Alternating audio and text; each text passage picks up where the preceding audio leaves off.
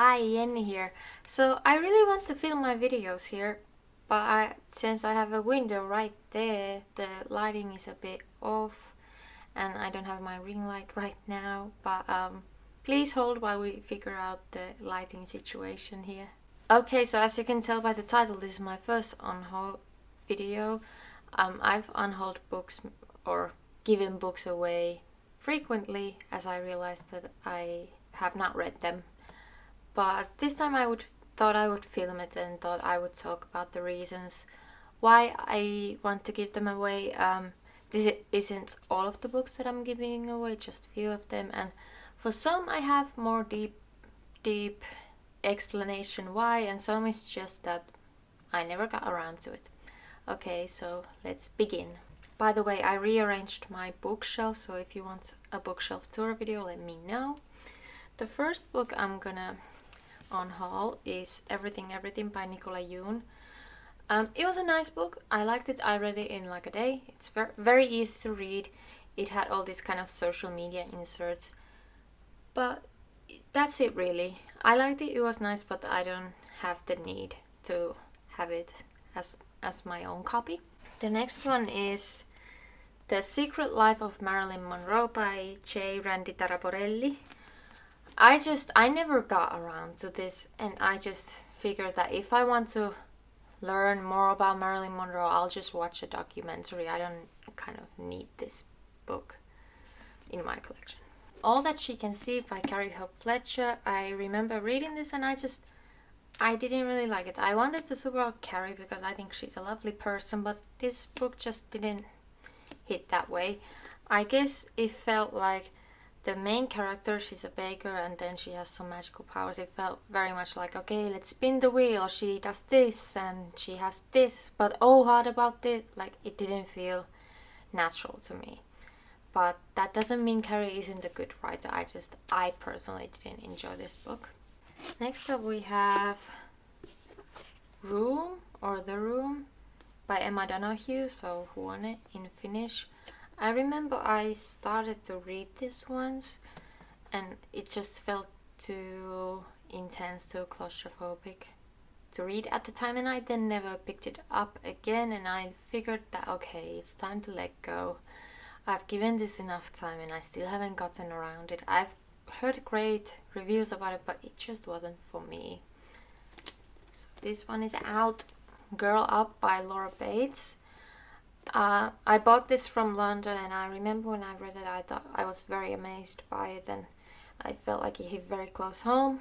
But now that I look back to it, I'm kind of realizing that she really focuses on the cis-het white experience of womanhood, mostly in this book, if I remember correctly. If I'm wrong, I'm sorry, Miss Laura. Yeah, I just don't think this aged really well. I think I bought this in 2016. And yeah, it's a bit white feminist. Now that I think back to it, I haven't read this in a long time, so I'm not sure if I'm correct about it, but at least my memory of reading it, it's a bit white feminist. Alright, then we have Shanghai Girls by Lisa C. Again, another book that I just never got around to and realized that okay, it's time to let it go. And also it's a bit of an issue that Shanghai in the back cover is described as the Paris of China.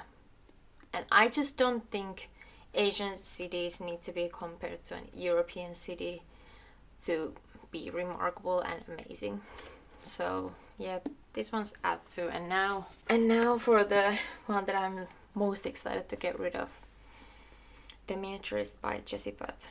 This fucking book. It felt like reading a 400-word homophobic slur. If you haven't read this book, basically 18-year-old Nella Ortman is arranged to be married to an older man, and then this older man turns out to be gay in the 1600s Amsterdam. Sorry if I spoiled you, but then again, I feel like everyone on BookTube has already read this.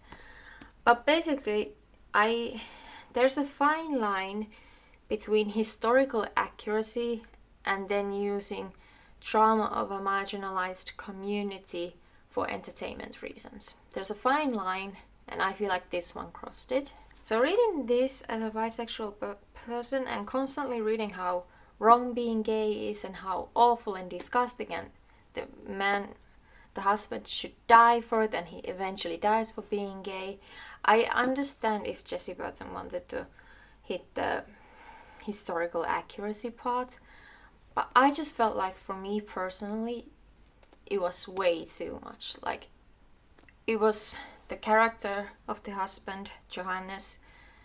It was only about him being gay. He wasn't really given a full-fledged story. He was just there to be abused, essentially.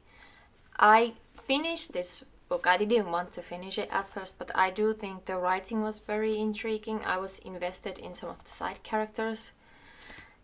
And overall, just the idea of this, like a miniaturist following around Nella, I thought at first it was so intriguing and so interestingly written, but when the story just was about how homophobic Amsterdam was at the time, which is like, yeah, are we surprised?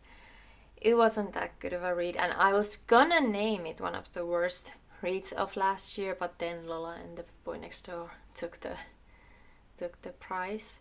But if you like this, okay, I understand. The writing is really great, and if you are in for the dramatic plot, then fine. But like for me, it was way too much.